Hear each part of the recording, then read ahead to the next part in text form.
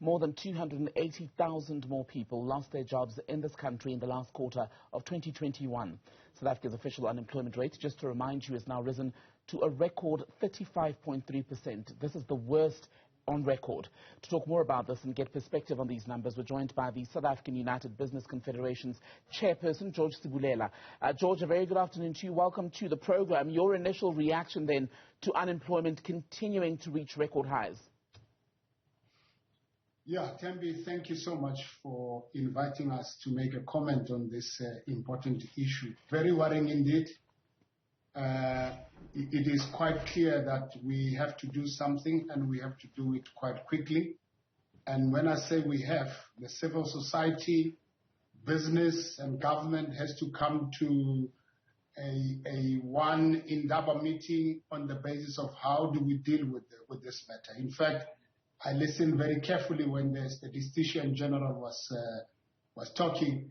He could have even gone further to really emphasize this youth issue that we see happening. The numbers keeps on going up. At 10.2 million unemployed between 15 and 24 years. Very worrying. And please remember that 3.4 million, it's literally the youth that has no education, training and employment. That tells you how much of a serious challenge we have. So what then is the solution? What do we need to do, and what would be the quickest way to address this problem? I think we as the SAUBC have mentioned it in a number of times, and we said the very key focus area that we should spend a lot of time on, and when I say we, I include the government, is the issue of accelerating the structural reform. We must upgrade economic and social platforms to make them appropriate for South Africa. We must squarely address these reforms to update the regulations. You have seen what has happened now with the procurement legislation. We must revise taxation. We must amend the social security system to dispel these concerns that the South African community have about the future of this country, as well as consider urgently this fiscal consolidation. Very, very critical, and that all encompasses the structural reform issues. Secondly, we have talked about the energy consistent supply. What you see happens in a week of load shedding impacts directly into the SMMEs in a larger way. As you notice that the informal sector alone has shedded already over 48,000 jobs. And that tells you how much is very serious. The issue of capital. We cannot build SMMEs or businesses without easy access to capital.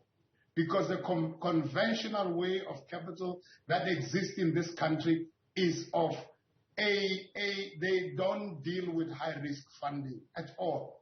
There's a consideration of looking at everybody to be high risk, which means it limits participation of many SMMEs to participate in the economy. So these are some of the issues. As you say that then, George, those to me sound mostly as medium and long-term interventions.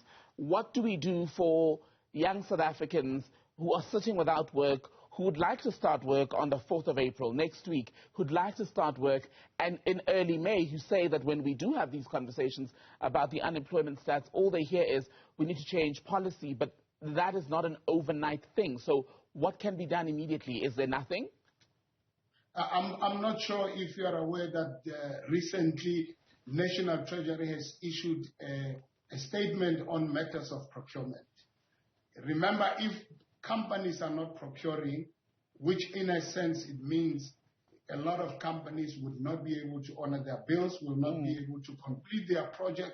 That already creates a serious problem. And we understand and appreciate that this is a legal matter against National Treasury, but that even for South Africans to go to that level of regulating National Treasury and challenging national, it tells you how much solidarity we lack as South African citizens in ensuring that we deal with this unemployment disease.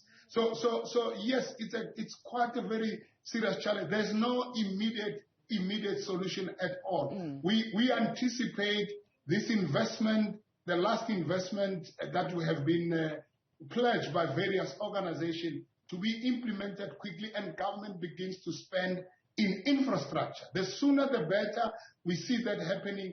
I think we can see some attraction. And really, it's quite correct. I don't see immediately for us to be dealing with this. So fair to say, while we wait for all of the interventions you've listed to actually be effected, we're likely to see the unemployment situation in this country get a lot worse before it gets better.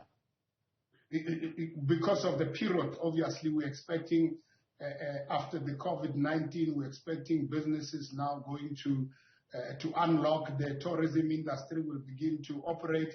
The events management industry businesses will now begin to go to work. So we might see some new jobs coming, but they would not come at the pace at which we expect. I mean, we should look at about 700,000 jobs to be employed within a specific year. And that is not an easy task to do. So government has said that it doesn't create jobs. It cannot be the main creator of jobs in this country. That would then be up to yourselves as business. The main function of government is to facilitate an environment that is friendly to that objective. As things stand, do you as business feel as though you and government are moving in one accord on the issue of joblessness in this country? Well, I think the president's statement was absolutely correct. He was absolutely correct on the basis that what business want to see is enabling policies that can make business to be able to excel, be able to create jobs. At this stage, in terms of the collaboration between government and business, I don't think so. And we have raised this matter a number of times, that the collaboration between government and government officials, particularly that are living in the economic cluster, is not as proactive as we want to see it. We on a frequent basis have to beg to engage with government on matters that are as important as this one. And why do you think that is? Why do you think there's that sense of a lack of urgency or somewhat lethargic approach to dealing with the situation?